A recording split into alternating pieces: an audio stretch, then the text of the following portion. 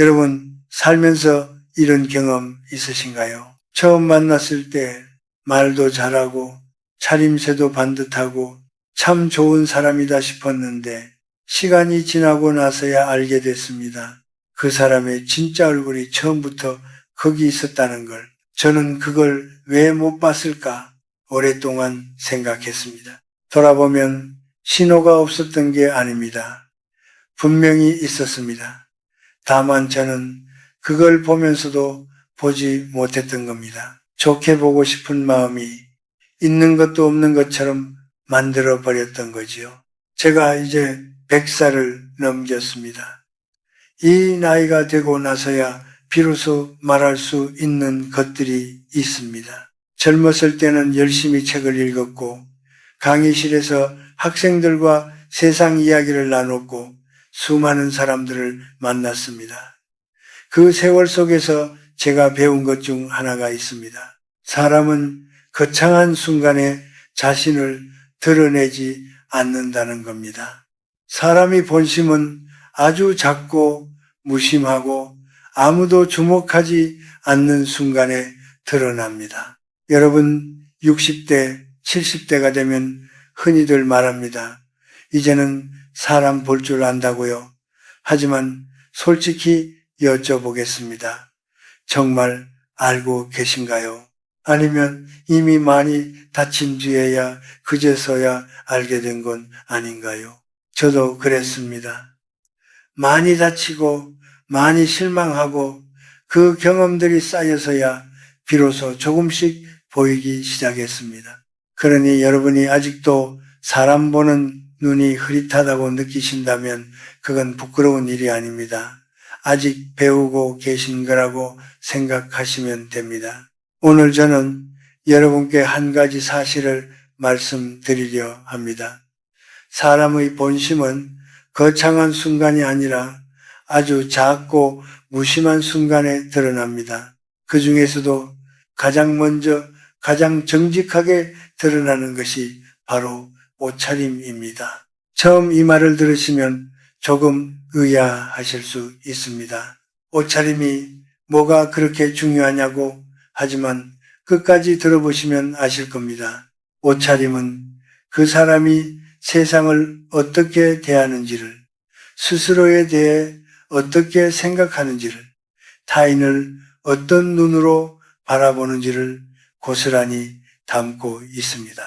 오늘은 옷차림을 시작으로 말버릇, 눈빛, 작은 권력, 그리고 마지막에는 단번에 인성을 알아보는 세 가지 관찰법을 함께 나눠 드리겠습니다. 천천히 함께 걸어가 보시죠. 제가 오랫동안 사람들을 만나면서 한 가지를 알게 됐습니다. 옷은 그 사람이 세상을 어떻게 대하는지를 그대로 보여줍니다. 무엇을 입었느냐가 아닙니다. 어떻게 입었느냐, 그리고 누구 앞에서 어떻게 입느냐, 그게 핵심입니다. 비싼 옷을 입으면 품격이 생긴다고 생각하시는 분들이 있습니다. 그건 착각입니다. 품격은 옷이 만드는 게 아닙니다. 오히려 반대입니다. 품격 있는 사람이 옷을 입을 때 그 옷에 품격이 생기는 겁니다. 옷이 먼저가 아니라 사람이 먼저입니다. 그러면 어떻게 봐야 할까요? 첫 번째로 제가 주목하는 것은 일관성입니다. 여러분 주변에 이런 분 계신가요? 윗사람 앞에서는 반듯하게 차려입고 아랫사람 앞에서는 아무렇게나 입는 분, 저는 그걸 보면 이미 압니다. 그분은 사람을 존중의 대상이 아니라 이득의 기준으로 나누고 있다는 걸 옷이 아니라 태도가 보이는 겁니다. 생각해 보시면 알 겁니다. 우리가 옷을 고를 때는 누구를 만나는지를 생각하지 않습니까? 그런데 그 생각의 방식이 이미 그 사람의 인간관을 드러냅니다. 중요한 사람을 만날 때는 신경 쓰고 별로라고 여기는 사람을 만날 때는 신경을 끄는 분, 그분은 사람을 등급으로 나누고 사는 분입니다.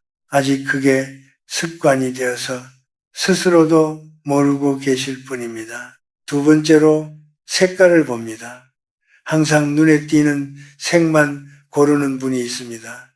단순히 화려한 걸 좋아해서가 아닐 수 있습니다.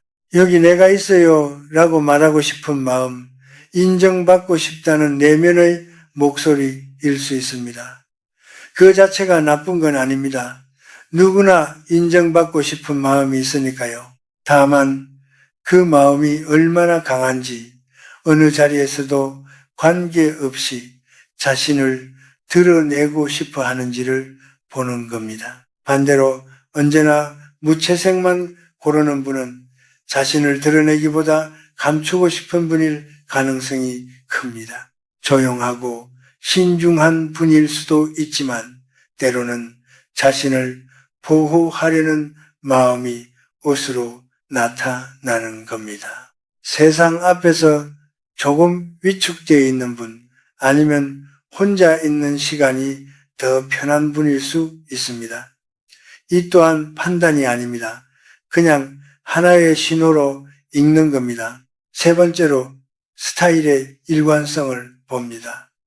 스타일이 일관된 분을 보면 저는 신뢰가 갑니다. 유행이 바뀌어도 자기 중심이 흔들리지 않는 분. 그분은 삶에서도 쉽게 흔들리지 않습니다. 어떤 바람이 불어도 자기 자리를 지키는 나무 같은 분입니다. 반대로 만날 때마다 스타일이 전혀 다른 분은 타인의 시선에 많이 의존하며 사는 분일 수 있습니다. 이분은 이게 유행이니까, 요즘은 저게 좋아 보이니까 그분들의 기준이 늘 바깥에 있습니다. 그건 옷에서만 그런 게 아닐 가능성이 높습니다. 중요한 선택의 순간에도 자신의 기준보다 남의 시선을 먼저 보는 습관이 배어 있을 수 있습니다. 네 번째, 저는 지나친 완벽함도 주의 깊게 봅니다. 주름 하나 없이 늘 완벽하게 차려 입는 분, 이건 깔끔한 게 아닐 수 있습니다. 세상이 흐트러져도 내 주변만큼은 내가 통제하고 싶다는 그런 마음이 옷으로 나타나는 경우가 많습니다. 언뜻 보면 단정한 분처럼 보이지만 가까이 지내다 보면 자신이 정해놓은 기준에서 조금만 벗어나도 불편해 하시는 경우가 있습니다. 그분 안에 불안이 있는 겁니다. 그 불안을 완벽한 차림으로 다스리고 있는 거지요. 반면 늘 편하게 입는 분은 남의 눈보다 자기 기준이 더 강한 분입니다. 남이 어떻게 보든 내가 편하면 된다는 자유로움이 있는 분입니다. 물론 때와 장소를 가리지 못하면 그것도 배려가 부족한 거지만 전반적으로 자신에 대한 확신이 있는 분들이 많습니다. 어느 쪽이 좋다, 나쁘다가 아닙니다. 중요한 건 그 선택 뒤에 있는 이유를 보는 겁니다. 프랑스의 철학자 롤랑 바르트는 말했습니다. 옷은 언어다. 사람은 옷으로 자신을 말한다고요. 저는 그 말이 참 맞다고 생각합니다. 우리는 매일 아침 거울 앞에서 오늘의 나를 선택합니다. 그 선택 안에 내가 세상을 어떻게 마주하고 싶은지가 담겨 있습니다. 의식하든 의식하지 못하든 이제부터 사람을 만날 때 그 옷이 예쁜가 보다 왜 그 옷을 골랐을까를 생각해 보세요.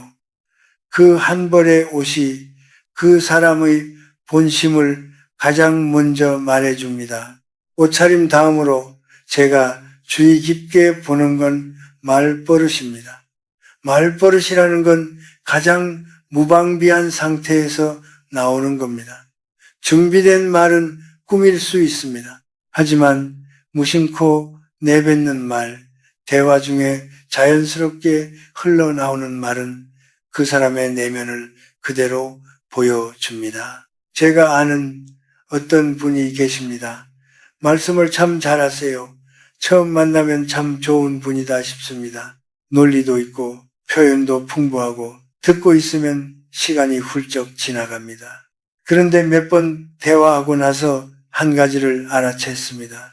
대화가 끝나고 나면 제 이야기는 어디 갔는지 기억이 없었습니다. 제가 무슨 말을 했는지, 무슨 고민을 털어놨는지 그분의 기억 속에 남아있지 않았습니다.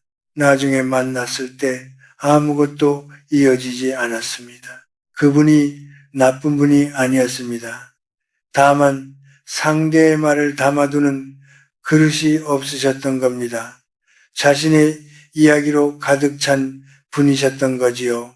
그리고 그 대화는 주고받는 대화가 아니라 그분의 이야기를 제가 듣는 시간이었던 겁니다. 말 중에서 제가 특히 주의 깊게 보는 것이 있습니다. 상대가 말을 다 끝내지도 않았는데 끼어드는 분입니다. 그건 내가 알아. 잠깐, 그건 다르게 봐야 해. 이런 말들은 단순한 습관이 아닙니다. 상대를 동등한 존재로 보지 않는다는 무의식의 신호입니다. 말을 끊는 순간 그분은 이미 여러분을 이기려 하고 있는 겁니다. 대화에서 이기려는 분, 그분은 관계에서도 늘 우위에 서려 합니다. 그리고 겸손한 척하는 분들을 조심하셔야 합니다. 저는 별거 아닌데요. 운이 좋았을 뿐이에요. 이 말을 자주 쓰는 분을 보면 저는 그 다음 말을 기다립니다. 그 말 뒤에 반드시 자랑이 따라오거든요. 요즘 너무 바빠서요. 인터뷰 요청이 많아서 또는 사실 그 프로젝트 제가 거의 다 했는데요. 자신을 낮추는 척 하면서 더 높이 보이길 원하는 겁니다. 이걸 심리학에서는 겸손 마케팅이라고 부른다고도 하더군요. 낮추는 말로 시작해서 높아지는 자랑으로 끝내는 방식입니다. 이게 습관이 된 분은 자신도 잘 모르십니다. 그냥 자연스럽게 나오는 거지요. 진짜 겸손한 분은 다릅니다. 칭찬을 들으면 감사합니다. 한마디로 끝냅니다. 덧붙이지 않습니다. 자신의 가치를 이미 알고 있기 때문입니다. 자신이 얼마나 되는 사람인지 스스로 알고 있는 분은 굳이 남에게 증명하려 하지 않습니다. 그 여유가 진짜 겸손입니다. 또 하나, 남의 이야기를 할 때 쓰는 말투입니다. 그 사람 참 잘하더라, 대단하더라 이런 말보다는 그 사람 별거 아니더라, 나도 그 정도는 해 이런 말이 자주 나오는 분은 안을 들여다볼 필요가 있습니다. 타인의 성공을 편하게 인정하지 못하는 분은 자신에 대한 확신이 부족한 분인 경우가 많습니다. 남이 잘 되면 왠지 내가 작아지는 것 같은 느낌, 그 불편함이 말로 나오는 겁니다. 나이가 들수록 말이 줄어드는 건 잃는 게 아닙니다. 할 필요가 없는 말이 무엇인지 알게 됐다는 뜻입니다. 꼭 해야 할 말, 상대에게 힘이 되는 말, 진심이 담긴 말만 남기고 나머지를 내려놓는 것, 그게 바로 세월이 주는 선물입니다. 말의 무게는 양이 아니라 질에서 나옵니다. 여러분, 다음에 누군가와 대화를 하실 때 그 대화가 끝난 뒤에 스스로에게 물어보세요. 나는 그 사람의 말을 얼마나 들었는가? 그리고 그 사람은 내 말을 얼마나 담아두었는가? 그 두 가지를 보시면 그 관계의 균형이 보일 겁니다. 저는 말보다 눈을 먼저 봅니다.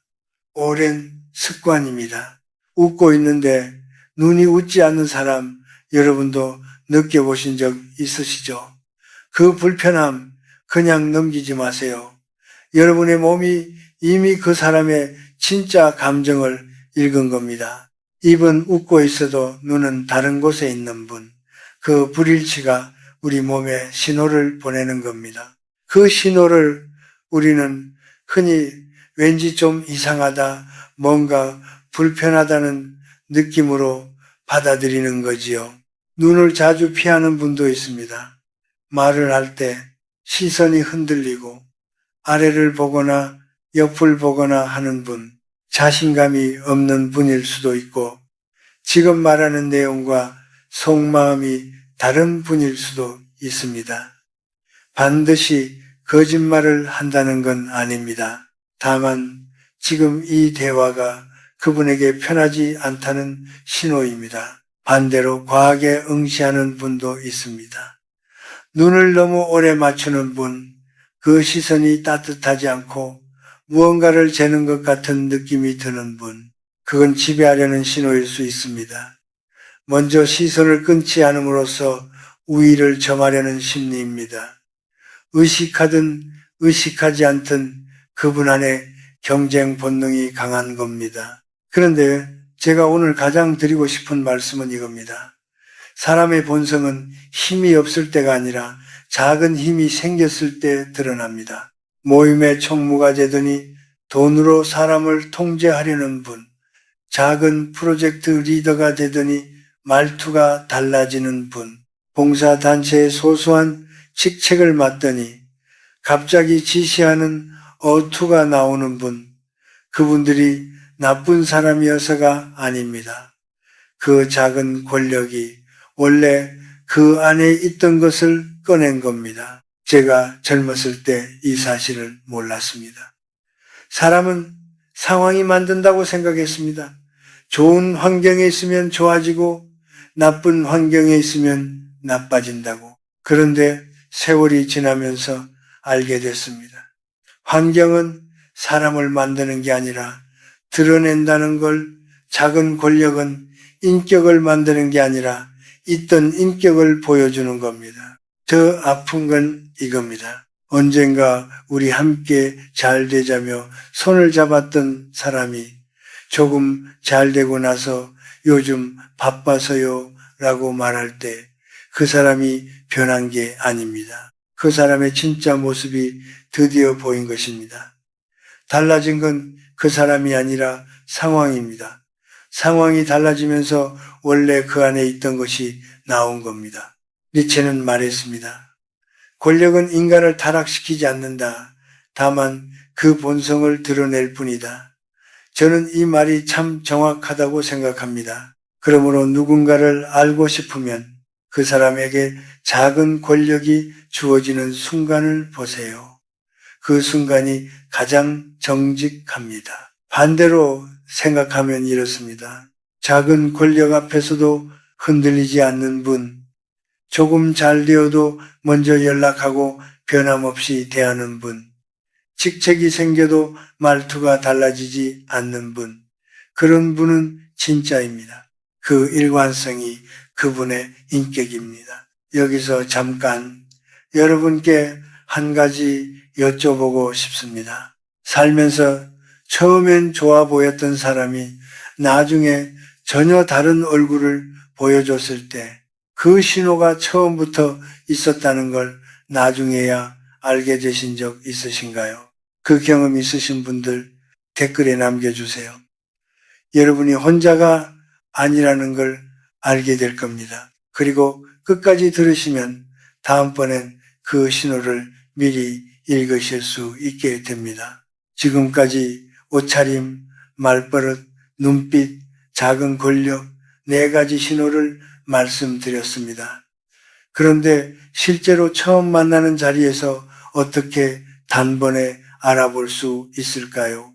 제가 오랫동안 사람을 만나면서 정리한 3가지 관찰 포인트를 드리겠습니다. 이 3가지는 짧은 시간 안에도 충분히 볼 수 있습니다. 첫 번째는 식당이나 카페에서 직원을 대하는 방식입니다. 여러분과의 대화에서는 친절한데 주문을 받는 직원에게는 반말을 하거나 무시하는 분, 그분은 여러분이 필요할 때만 친절한 분입니다. 친절이 진심에서 나오는 게 아니라 필요해서 나오는 겁니다. 저에게 도움이 되는 사람에게는 잘 대하고 나와 이해관계가 없는 사람에게는 소홀한 분, 그 차별이 직원을 대하는 방식에서 가장 솔직하게 나옵니다. 반면 직원에게도 감사합니다. 수고하세요. 한마디 건네는 분, 그분은 사람을 이득으로 나누지 않는 분입니다.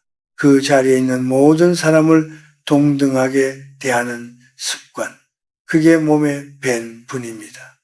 이 한 장면만 봐도 그 사람의 관계 방식 전체가 보입니다. 제가 아는 한 선배가 계셨습니다. 사회적으로 꽤 성공한 분이셨는데 어느 식당에 가셔도 직원분들에게 먼저 인사를 하셨습니다. 잘 부탁드립니다. 감사합니다. 수고가 많으십니다. 그게 그분의 자연스러운 모습이었습니다. 저는 그 모습을 보면서 이분이 왜 오래도록 좋은 관계를 유지하며 사시는지 알 수 있었습니다. 모든 사람을 귀하게 여기는 마음이 몸에 배신 거지요. 두 번째는 작은 실수나 불편한 상황이 생겼을 때입니다. 커피가 늦게 나왔을 때, 약속 장소를 잘못 잡았을 때, 생각보다 음식이 맛이 없을 때, 이런 소소한 불편함 앞에서 그 사람의 민낯이 나옵니다.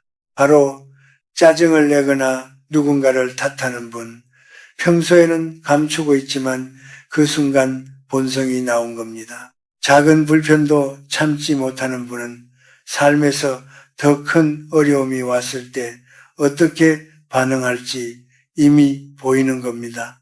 반면 괜찮아요, 별거 아닙니다 하고 넘기는 분, 그분은 작은 것에 흔들리지 않는 그릇을 가진 분입니다. 그 여유가 어디서 오는지 아십니까? 그분 안에 여백이 있는 겁니다. 마음이 꽉 차 있는 분은 작은 충격에도 흘러넘칩니다. 하지만 마음의 여백이 있는 분은 작은 것들을 그 여백 안에 담아두고 흔들리지 않습니다. 불편한 상황은 사람이 준비하지 못한 순간입니다. 그래서 가장 정직합니다. 준비된 상황에서는 누구든 좋은 모습을 보일 수 있습니다.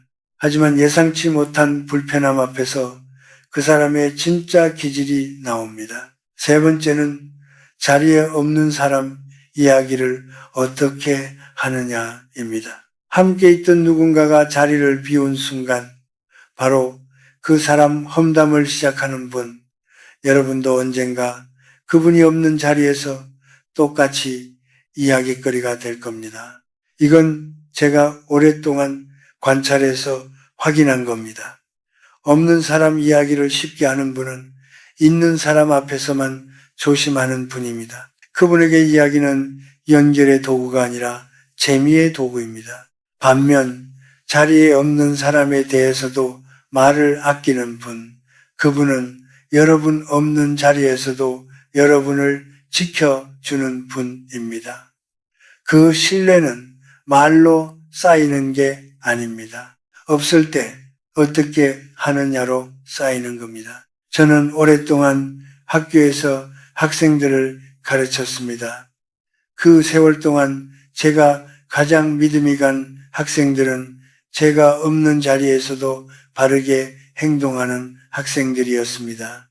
그건 제가 보고 있어서가 아니라 그냥 그게 그 학생의 모습이었습니다. 그리고 그런 학생들이 나중에 어떤 삶을 사는지 보면 참으로 한결같습니다.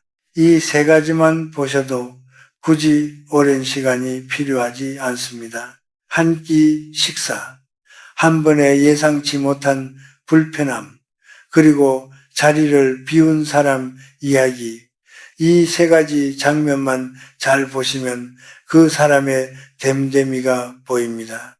여러분, 아까 옷차림 이야기를 했는데 사실 그 이야기의 결론이 여기 있습니다. 옷을 잘 입는다는 건 비싼 옷을 입는다는 게 아닙니다. 뷰티와 부티는 다릅니다. 이 두 가지를 혼동하시는 분들이 많습니다. 뷰티는 돈으로 살 수 있습니다. 비싼 옷, 좋은 시계, 명품 가방, 누구든 돈만 있으면 됩니다. 그런데 뷰티가 있는 사람을 보면서 우리는 때로 불편함을 느낍니다. 뭔가 과하다, 뭔가 애쓰는 것 같다, 그런 느낌이 드는 거지요. 그건 부티가 그 사람 안에서 나온 게 아니라 바깥에서 입혀진 거기 때문입니다. 귀티는 다릅니다. 귀티는 그 사람이 살아온 방식이 옷차림에 배어 나오는 겁니다. 오랫동안 자신을 가꾸고 타인을 배려하고 말을 신중하게 하고 조용하지만 중심이 있게 살아온 사람에게서 나오는 빛입니다. 그건 옷값으로 살 수 없습니다. 세월로만 살 수 있습니다. 제가 생각하는 귀티는 세 가지입니다. 첫째, 누가 보지 않아도 단정한 사람입니다. 사람들이 볼 때만 신경 쓰는 게 아니라 혼자 있을 때도 자신을 단정하게 여기는 사람입니다. 그 일관성이 품격입니다. 거울 앞에서만 바른 게 아니라 거울이 없는 곳에서도 바른 사람. 둘째, 말을 아끼되 꺼낼 때는 무게가 있는 사람입니다. 자주 말하지 않습니다. 하지만 그분이 말씀하시면 사람들이 귀를 기울입니다. 그건 목소리가 커서가 아닙니다. 그 말 안에 세월과 진심이 담겨 있기 때문입니다. 말의 무게는 양에서 오지 않습니다. 그 뒤에 있는 삶에서 옵니다. 셋째, 상대가 말할 때 자기 차례를 기다리는 게 아니라 그 마음의 흐름을 따라가는 사람입니다. 많은 분들이 대화를 할 때 상대의 말을 들으면서 동시에 다음에 내가 할 말을 준비합니다. 그러면 결국 상대의 말을 반쯤밖에 못 듣게 됩니다. 하지만 귀한 분들은 다릅니다. 상대의 말이 끝날 때까지 온전히 그 사람 안에 있습니다. 그 집중이 상대에게 전해집니다. 내 이야기를 제대로 듣고 있구나. 그 느낌이 드는 순간 우리는 그 사람에게 마음을 엽니다. 이 세 가지가 몸에 밴 사람의 옷차림은 비싸지 않아도 품격이 있습니다. 왜냐하면 옷이 아니라 그 사람 자체가 말하고 있기 때문입니다. 옷은 단지 그 사람을 담는 그릇일 뿐입니다. 그릇이 아무리 좋아도 그 안에 담긴 것이 없으면 의미가 없고 그릇이 소박해도 그 안에 귀한 것이 담기면 그 소박함 자체가 아름답습니다. 귀티는 젊을 때 살 수 없습니다. 이 말씀을 드리면 젊은 분들은 서운해하시지만 사실 이건 위로이기도 합니다. 귀티는 세월이 쌓인 사람만이 가질 수 있는 조용하고 단단한 빛입니다. 여러분이 지금 이 나이에 이 이야기를 듣고 계신다는 것 자체가 이미 그 빛을 향해 걸어온 분들이라는 뜻입니다. 여러분, 지금 이 순간 내가 살고 싶은 방식으로 살고 있다면 그 빛은 이미 여러분 안에 있습니다. 아까 제가 여쭤봤지요. 처음엔 좋아 보였던 사람이 나중에 다른 얼굴을 보여줬을 때 그 신호가 처음부터 있었다는 걸 나중에야 알게 됐다고. 그 경험이 아팠던 건 그 사람이 나쁜 사람이어서가 아닙니다. 저는 그때 왜 못 봤을까? 그게 더 아팠습니다. 나는 이렇게까지 사람 볼 줄 모르나. 그 자책이 더 깊었습니다. 하지만 이제 저는 이렇게 생각합니다. 그 경험이 저를 더 좋은 눈을 가진 사람으로 만들어줬다고. 상처를 통해서만 배울 수 있는 것들이 있습니다. 책으로는, 남의 이야기로는 들어오지 않는 것들이 있습니다. 직접 다쳐야 비로소 몸이 기억하는 지혜가 있습니다. 그렇게 받아들이는 순간부터 그 상처는 지혜가 됩니다. 그 사람은 나에게 나쁜 경험을 준 게 아니라 나를 더 깊어지게 해준 스승이었던 겁니다. 그런데 오늘 이야기를 들으시면서 저는 한 가지 더 여러분께 여쭤보고 싶습니다. 오늘 제가 말씀드린 신호들, 옷차림, 말버릇, 겸손, 눈빛, 작은 권력, 혹시 그중 하나라도 지금의 여러분 자신에게서 보이지는 않으신가요? 저도 그렇습니다. 저도 누군가의 말을 끊은 적 있습니다. 겸손한 척하며 칭찬을 기다린 적 있습니다. 자리에 없는 사람 이야기를 너무 쉽게 한 적 있습니다. 이 나이에도 고백하기 부끄럽지만 그게 사실이었습니다. 그러나 그것을 알아챈 순간부터 달라지기 시작했습니다. 중요한 건 그걸 알아챈 순간입니다. 자신의 모습을 볼 수 있는 사람만이 달라질 수 있습니다. 보지 못하면 바꿀 수도 없습니다. 그러니 오늘 이 이야기가 남을 보는 눈만이 아니라 자신을 보는 눈으로도 쓰이기를 바랍니다. 사람을 잘 보고 싶다면 먼저 자신을 잘 봐야 합니다. 내 안에 있는 것을 알아야 남의 안에 있는 것도 보입니다. 내가 어떤 순간에 흔들리는지 알면 남이 어떤 순간에 흔들리는지도 보입니다. 그게 공감이고 그게 지혜입니다. 좋은 사람을 만나고 싶다면 먼저 내가 좋은 사람이 되어야 합니다. 귀티 있는 삶을 원한다면 남에게 보여줄 게 아니라 내가 나를 먼저 귀하게 여겨야 합니다. 그 진리는 이 나이가 되어서야 비로소 가슴에 와닿습니다. 젊을 때는 알았지만 살지 못했습니다. 지금은 알기도 하고 살려고도 합니다. 그게 다릅니다.